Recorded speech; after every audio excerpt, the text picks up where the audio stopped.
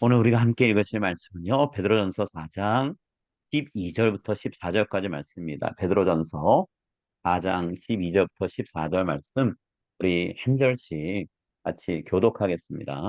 자, 12절 말씀부터 제가 먼저 읽습니다. 사랑하는 자들아, 너희를 연단하려고 오는 불시험을 이상한 일 당하는 것 같이 이상히 여기지 말고 오히려 오히려 너희가 너희가 그리스도의 그리스도의 고난에 참여하는 참여하는 것으로 하는 것으로 것으로 즐거워하라. 즐거워하라. 이는 이는 이는 그의 그의 영광을 영광을 나타내실 나타내실 때 때에 너희로 너희로 즐거워하고 즐거워하고 기뻐하게 하려 기뻐하게 하려 함이라. 함이라. 우리 14절 같이 읽습니다. 너희가 너희가 그리스도의 그리스도의 이름으로 이름으로 기업을 기업을 당하면 복 있는 복 자로다. 있는 자로다. 영광의 영광의 영, 곧 곧 하나님의 하나님의 영이 영이 너희 너희 계심이라. 위에 위에 계시니라. 계심이라. 아멘. 오늘은 고난을 이렇게 바라보라 라는 제목으로 우리가 같이 말씀 나눴으면 합니다. 여러분, 어느 누구도 자기 몸과 마음이 괴로워지는 거 원하는 사람 없죠. 뭐 때때로 자기의 몸을 보다 더 강하게 만들기 위해서 고된 운동이나 훈련 받는 사람들은 있어요.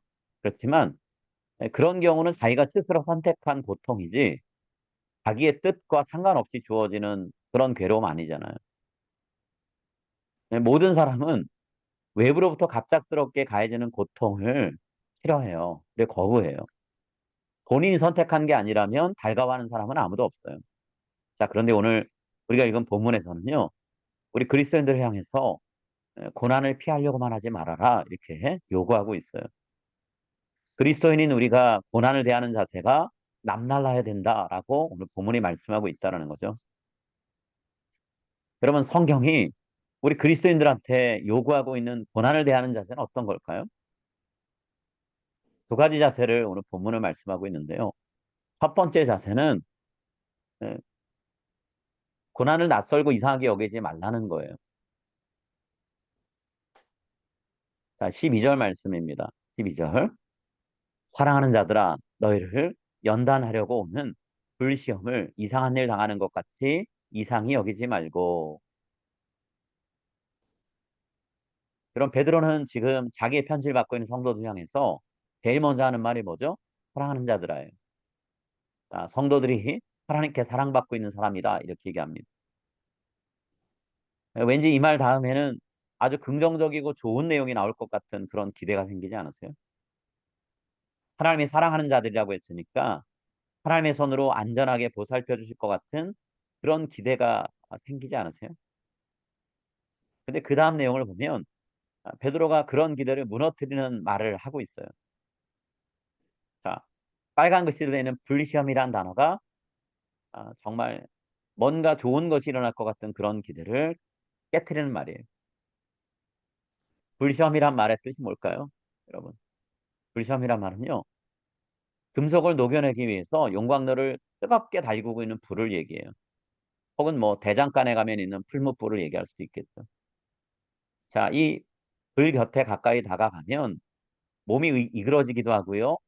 타 버릴 수도 있어요. 그렇게 뜨거운 불이에요. 자, 우리가 당하게 되는 이 세상에서의 고난을 불시험이라고 표현했어요. 왜 그렇게 얘기했을까요? 그만큼 우리에게 괴로운 고통을 안겨줄 수 있는 시련과 어려움이 우리에게 찾아올 수 있다는 얘기죠. 특히나 베드로는 하나님께 사랑받는 그리스도인들한테 이런 일이 찾아올 수 있다라고 얘기하고 있어요. 자, 이 말씀 우리가 생각해 보면 예수님 믿으면 무조건 하는 일이 다 잘 되고 힘든 일은 절대 없을 거다라고 하는 말은 성경적이지 않다는 걸 알게 돼요. 우리가 예수님 믿고 사는데요. 예수님 믿는 사람에게 어려운 일은 찾아올 수 있는 거죠. 심지어 오늘 베드로는 뭐라고 얘기하나요? 그런 어려움이 하나님에 의해서 우리들한테 주어질 수 있다 이렇게까지 얘기하고 있어요. 본문 어디에 그런 표현이 있을까요? 너희를 연단하려고 오는 불시험이란 표현이에요. 연단한다, 훈련한다, 단련한다 뜻이잖아요. 하나님께서 우리를 아주 단단한 새처럼 만드시려고 일부러 고난을 당하게 만드신다라는 거예요. 여러분 용광로나 풀무불에 달궈지고 나면 그 다음에 쇠가 어떻게 되죠?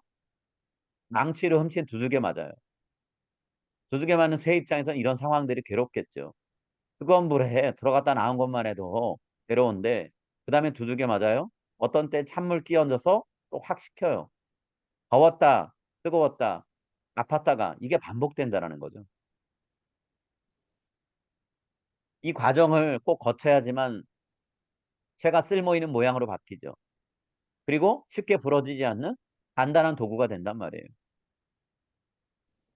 단순히 그냥 쇳덩어리가 아니라 무언가 용도를 가지고 쓰임새 있는 그런 도구가 되려면 불을 통과해야 되고요.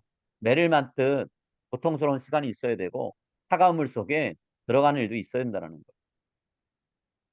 우리 그리스도인이 하나님이 쓰시기에 적합한 모습을 갖추게 되고 또 믿음이 조금만 어려운 일이 있으면 흔들리는 그런 믿음 아니고 어떤 상황에서도 흔들리지 않는 단단한 믿음이 되려면 이런 과정이 필요하다는 거예요.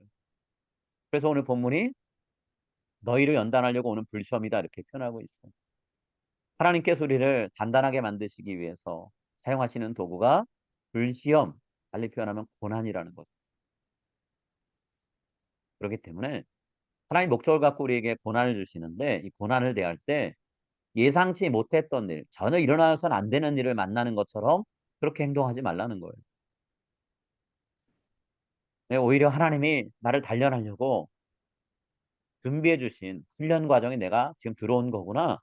이런 생각을 하면서 기꺼이 고난을 받아들이라는 거죠. 자, 이 말이 12절의 마지막 표현이에요. 이상한 일 당하는 것 같이 이상히 여기지 말라라고 하는 표현에 담겨 있는 의미가 그겁니다. 여러분, 하나님의 아들이신 예수님도 이 세상을 살아갔을 때요. 십자가에 달리기 전에 모욕당하고 침뱉음 당하고 매달려서는 고통과 아픔을 겪으셨어요. 근데 하나님의 친아들도 그랬다면 우리 그리스도인들, 하나님께 입양된 우리라고 예수님이 겪으신 그런 고통스러운 일을 겪지 말라는 법 없잖아요. 게다가 우리보다 먼저 고난당하신 예수님이 우리 그리스도인들한테 뭐라고 말씀하셨나요? 예수님 따라오려면 자기 십자가 지고 예수님 따르라 하셨잖아요. 마태복음 16장 24절 25절 말씀이에요. 이에 예수께서 제자들에게 이르시되 누구든지 나를 따라오려거든 자기를 부인하고 자기 십자가를 지고 나를 따를 것이니라. 누구든지 제 목숨을 구원하고자 하면 잃을 것이요. 누구든지 나를 위하여 제 목숨을 잃으면 찾으리라. 여러분 고난은 예수님을 믿고 따르는 우리가 마땅히 감당해야 되는 필수 과정 중 하나라고 성경 곳곳이 얘기하고 있어요. 예수님도 그렇게 말씀하세요. 하나님이 연단하는 불시험을 왜 주실까요? 하나님 우리를 온실 속의 화초처럼 자라게 하시는 게 아니고요. 야생에 놓고 거친 비바람, 뜨거운 햇볕을 맞아서 강하게 자라나길 바라시기 때문에 이렇게 하시는 거예요. 곱게 잘 자란 귀공자, 귀공녀가 되는 게 목적이 아니라 영적인 싸움을 어디서 언제 하든 능히 감당할 수 있는 정예 군인이 되게 하시려고 이렇게 하신다라는 거예요. 이 일을 위해서 하나님은 고난이라고 하는 도구를 사용하시는 거라는 거죠. 그렇기 때문에 우리가 고난을 기쁜 마음으로 받아들여야 된다는 거예요. 목적과 이유를 가지고 우리 허락하시는 고난이 우리에게 주어진 것이니까 그것을 우리가 피할 것이 아니라는 거죠. 13절 상반절입니다. 우리 한번 같이 읽을게요. 시작. 오히려 너희가 그리스도의 고난에 참여하는 것으로 즐거워하라.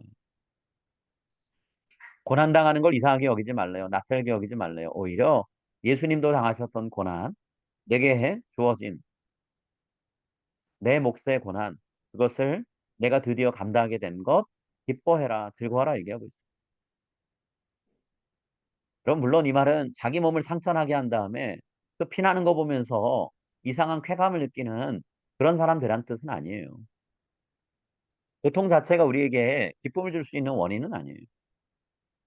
다만 예수님과 같은 삶을 살아가기 위해서 제자가 되려고 하는데 제자가 되는 과정에서 우리가 겪어야 되는 고난이 있는데 그 고난을 우리가 지금 마주하고 있다면 아, 내가 예수님의 제자가 되어가는 과정 중에 이런 일을 만났구나 생각하면서 기뻐하라는 거죠.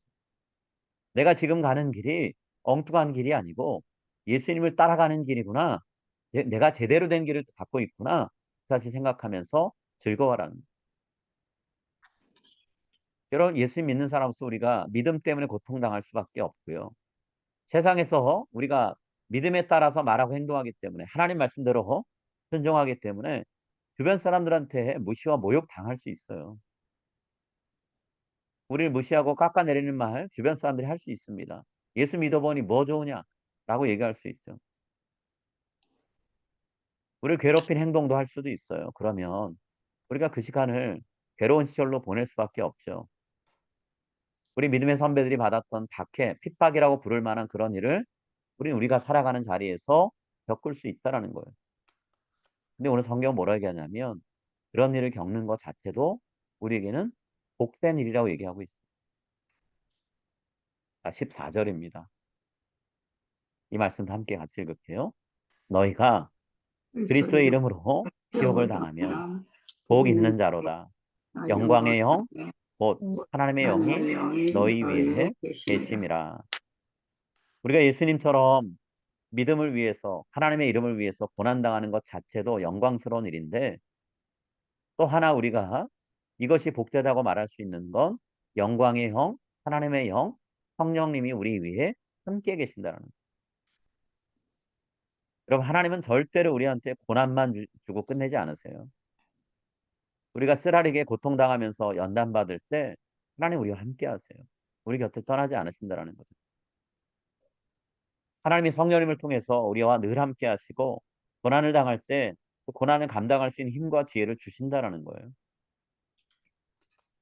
달리 표현하면 고난이라는 터널을 지나갈 때 하나님이 우리를 돌보신 은혜를 그 고난을 당하기 때문에 체험하게 된다는 거죠. 자, 그 은혜를 체험하기 때문에 우리가 하나님 앞에서 부끄럽지 않은 삶을 살고 있다는 것도 확인하게 돼요. 은혜는 하나님 말씀대로 사는 자에게 주어지는 선물이잖아요. 하나님이 보호하시고 지키시고 인도하시고 함께 하시는 것을 우리가 은혜로 경험한다면 분명히 우리가 하나님 앞에 부끄럽게 살고 있지 않다는 얘기잖아요. 고난 자체를 우리가 당한다고 해서 하나님 뜻에 어긋났다라고 말할 수 없어요. 예수님의 십자가의 고난을 우리가 어떻게 설명할 거예요? 하나님의 뜻대로 살았기 때문에 당하는 고난이었습니다. 우리도 그럴 수 있다는 거.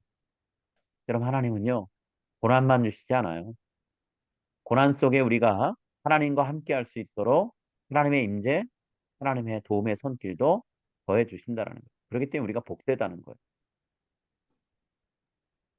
한국의 강원도 오지에서 목회하고 계신 한 목사님이 본인이 신대원 시절에 경험했던 이야기를 책에 쓰셨는데요. 그 이야기를 잠깐 소개해 드릴게요. 이 목사님이 전도사 시절이에요. 주일 오후 사역을 다 마쳤어요. 이제 밤에 주일 밤에 월요일부터 신대원 수업이 있으니까 이제 신대원 기숙사 있는 지역까지 이제 차를 몰고 가야 돼요.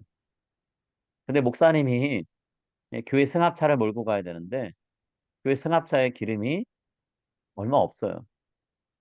중간에 가다가 차가 멈출 수 있는 상황인 거죠. 그러면 이제 오도 가도 못 하는 거예요. 그래서 사모님한테 혹시 기름 넣을 돈 있냐라고 말을 이제 얘기해 보려고 그러는데 가만히 눈치 살피니까 사모님한테도 전혀 없는 것 같아요. 단순한 추측이 아니라 실제로 그랬어요. 왜냐하면 사모님이 약국에서 일하는데 일터까지 출근하는데 지난 며칠 동안 걸어서 출근했어요. 버스비가 없었어요. 이런 상황을 다 이 목사님이 전도사 시절에 알고 있으니까 대책은 안 나오고 답답하기만 한 거예요. 근데 그렇다고 집에만 있을 수가 없잖아요. 신대원 수업 들으러 가야 되니까. 그래서 무작정 그냥 교회 승합차 몰고 신학교 있는 곳을 향해서 이제 달려갔어요. 고속도로 올라탄 거죠. 어느 정도 차를 몰고 가다가 고속도로 휴게소 한 곳에 이제 들어갔어요. 들어갈 수밖에 없는 게 더 차 몰았다가는 고속도로 중간에서 이제 멈춰가지고 어쩔 줄 몰라 하는 상황이 벌어질 게 뻔한 거예요. 딱 연료 계기판 보니까 그래요. 목사님이 휴게소 안으로 차를 몰고 들어간 다음에 환하게 비추는 가로등 불빛 아래다 차 세워놓고 운전석에서 이제 옮겨가지고 뒷자리에 넘어갔어요. 근데 뒷자리에 넘어가 가만히 앉아 있는데 자기도 모르게 눈물이 왈칵 쏟아지더래요. 시간은 벌써 밤이 11시가 넘었는데 갈 데도 없고 돈 빌려달라고 부탁할 사람도 없고 휴게소 안에 들어와서 차 세웠지만 정말로 처량한 신세인 거예요. 이도 가도 못 이러지도 못하고 저러지도 못하니까요. 또 집에 있는 아내랑 아이들 생각하니까 돈 없어서 쩔쩔매고 있을 거 생각하니까 미안한 마음도 들고 또 한편으로는 서러운 마음도 들었다라는 거예요. 가장인데 아무것도 할 수 없으니까 굉장히 자기 자신이 비참하고 한심해 보이고 불쌍해 보이더라는 거죠. 그래서 그 뒷자리에 앉아서 울리면서 하나님한테 하나님 저 목회자 되게 하신다고 불러서 신대원 공부하게 하시면 준비시키시는 거면 학교에 다닐 수 있는 차비는 그래도 주셔야 되는 거 아닙니까? 이렇게 하소연하면서 울었다는 거예요.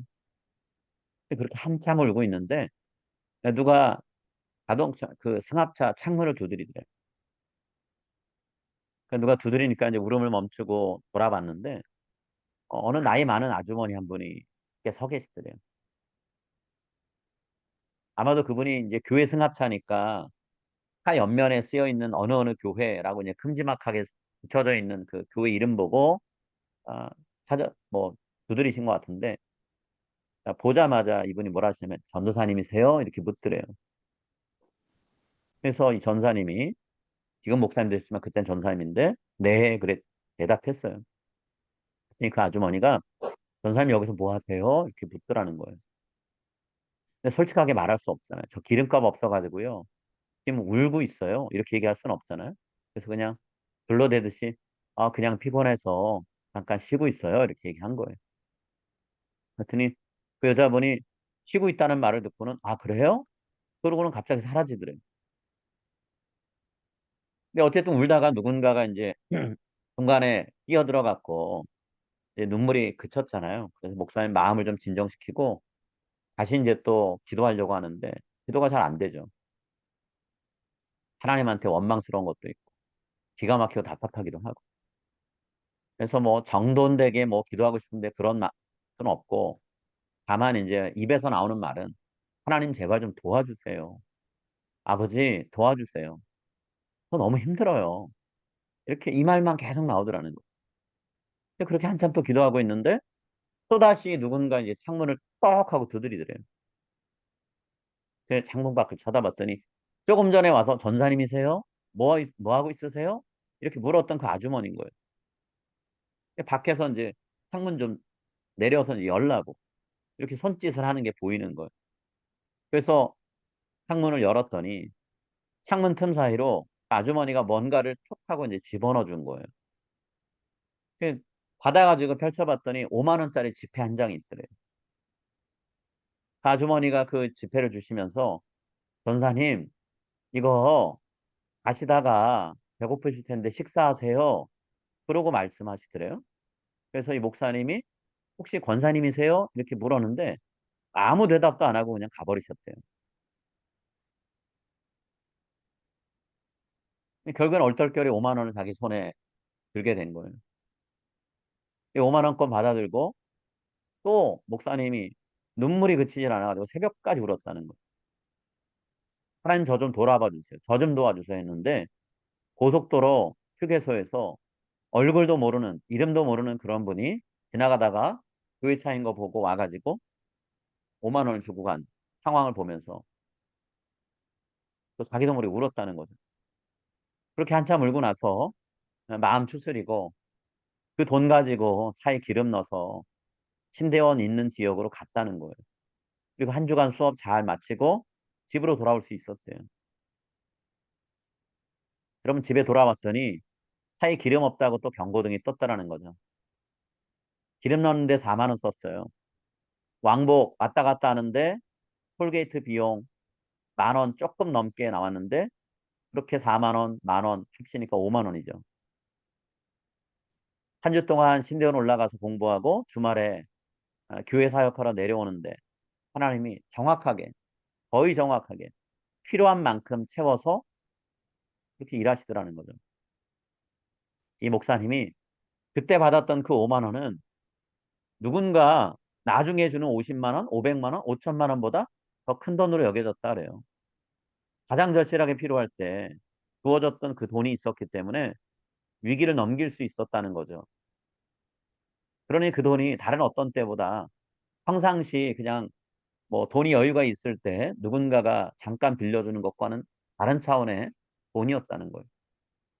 더 중요한 건 하나님이 내가 이렇게 물질 때문에 어려움 당할 때 나를 외면하지 않고 지켜보고 계셨구나.